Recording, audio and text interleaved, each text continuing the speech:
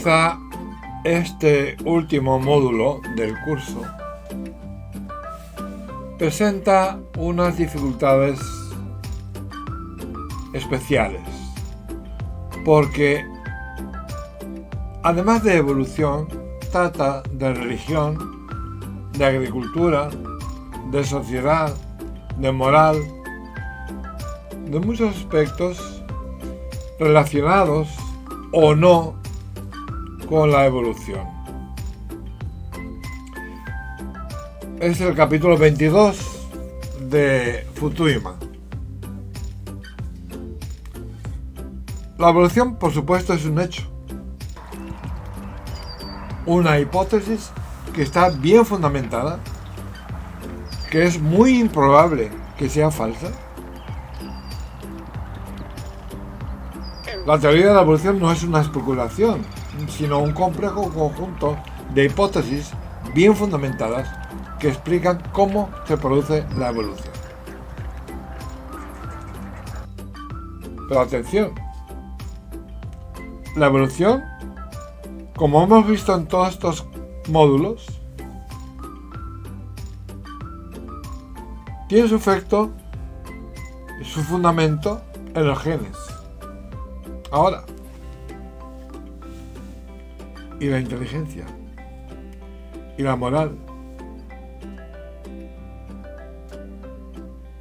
¿Dónde está la evolución de estos aspectos en el registro fósil? No está. Solamente los humanos tienen una inteligencia tan desarrollada, o una moralidad, o una espiritualidad, una religión.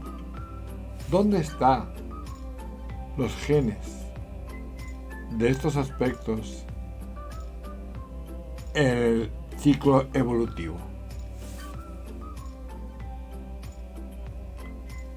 No están.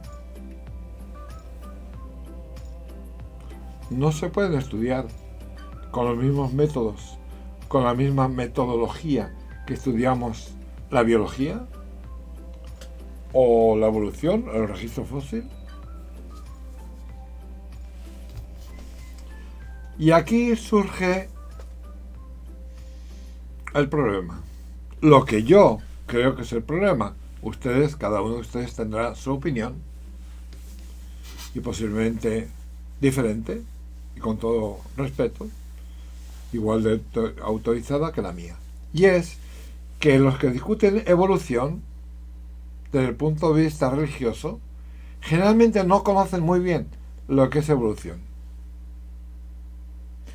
Y los evolucionistas y biólogos no conocen muy bien la religión, la teología. Entonces llegan unos desacuerdos, a veces sin sentido. Por ejemplo, ¿qué sentido tiene nombrar a Santo Tomás de Aquino para explicar algo relacionado con la evolución, a favor o en contra? Pues no tiene sentido, porque Santo Tomás de Aquino ni siquiera tenía una idea de lo que era la evolución. Ojalá hubiera conocido la evolución como conocemos hoy, para que nos explique sus ideas, su interpretación y la concordancia de ese mundo con la Biblia. Pero no vivió en nuestro tiempo. Existe una gran variedad de opiniones sobre si la religión y la evolución, o la religión y la ciencia en general, son compatibles. Especialmente en Estados Unidos, rechazan la evolución y aceptan en cambio la creación divina porque piensan que la evolución entra en conflicto con sus creencias religiosas. Las posturas de los creacionistas sobre cuestiones como la edad de la Tierra y de la vida varían. Para empezar, hablamos de la teoría de la evolución, un término que para mucha gente lleva a equivocación, porque toman la palabra teoría como algo que explica algo que no se ha probado. Es teórico. Eso es teoría. Pura teoría. No hay comprobación. Eso es falso. La teoría de la evolución es el conjunto de hechos probados que llevan a una explicación de lo que es la evolución. La ciencia es tentativa. Acepta hipótesis provisionalmente y las cambia ante nuevas pruebas convincentes. O sea, no es una piedra inamovible, perpetua, solidificada, forever. No. La ciencia es algo dinámico que va evolucionando conforme aparecen nuevos hechos y nuevas pruebas. La ciencia solo se ocupa de hipótesis comprobables. Depende de estudios empíricos que están sujetos al escrutinio de los pares, por eso se publica, y que pueden ser verificados y repetidos por otros. Sin embargo, el creacionismo no tiene ninguna de las características de la ciencia, por lo que no tiene derecho a ser enseñado en las clases de ciencias. Lógico. La clase de ciencia va a explicar todo desde el punto de vista de hechos comprobados, explicación de hechos comprobados. Y aquí los creacionistas no tienen armas para debatir, porque los hechos que aparecen en los libros sagrados de Bhagavad Gita, el Popol Vuh, la Biblia o el Corán no se pueden comprobar fehacientemente, o sea, no son ciencia, aunque sea en realidad. Nadie niega que puede ser la verdad, pero no se pueden comprobar, no es ciencia. Las pruebas de la evolución proceden de todos los ámbitos de la biología y la geología, incluidos los estudios comparativos de morfología, desarrollo, historias vitales y otras características, así como de la biología molecular, la genómica, la paleontología y la biogeografía. Los principios evolutivos pueden explicar características de los organismos que no cabría esperar de un diseñador inteligente y benéfico, como la adaptación imperfecta, los rasgos inútiles o vestigiales, la extinción, el ADN egoísta, las características seleccionadas sexualmente, los conflictos entre genes dentro del genoma y el infanticidio. Además de todos los mecanismos propuestos de la evolución, se han documentado exhaustivamente y se ha observado la evolución. O sea, que para refutar los hechos evolutivos hay que estudiar más la religión, hay que estudiar más la teología y hay que buscar nuevas explicaciones más de acuerdo con la realidad. Tarea difícil, complicada,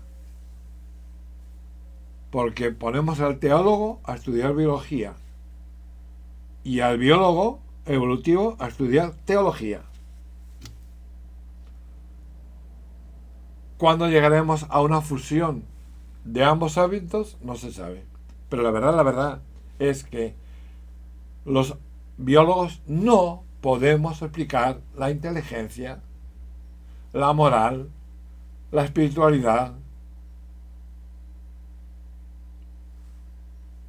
y los teólogos no pueden explicar, en su mayoría, el comportamiento de los genes a profundidad. O sea que estamos aquí en un camino sin salida en que tenemos que buscar la verdad en los dos campos. La verdad es una. La verdad no cambia de ayer a hoy. Es lo que mucha gente no entiende en la evolución. Un precepto, una conclusión evolutiva en ciencia no es forever, no es inamovible, como dije antes. Hasta hoy lo que conocemos es esto y lo presentamos como un hecho comprobable. Quizá mañana salga otro hecho en contra de la explicación que acabamos de dar. Importante comprender la evolución, no solo porque tiene amplias implicaciones para nuestra forma de pensar sobre la naturaleza, el mundo que nos rodea y la humanidad, sino también porque tiene muchas ramificaciones prácticas. La ciencia evolutiva ha contribuido a muchos aspectos de la medicina y la salud pública, la agricultura y la gestión de los recursos naturales, la gestión de plagas y la conservación. O sea que todos estos principios descubiertos en la evolución se aplican a muchas ramas, a muchos quehaceres humanos, y es muy difícil. Uno de los retos más difíciles y controvertidos es aunar las ciencias biológicas y sociales para comprender cómo evolucionaron las características cognitivas y conductuales distintivas del ser humano. Hasta qué punto los comportamientos humanos tienen una base genética evolucionada. Cómo esa base interactúa con los factores culturales y otros factores ambientales para modelar el comportamiento individual y cómo han coevolucionado los genes y la cultura. Claro, aquí se nos presenta otra coyuntura difícil de explicar, que aparentemente el ser humano durante siglos se ha comportado con igual egoísmo, con igual avaricia, con igual crueldad, y que no ha mejorado mucho hasta nuestros días. Todos estos temas dan material suficiente no solamente para pensar y reflexionar, sino también para estudiar e investigar. Hay muchas preguntas y muy pocas respuestas.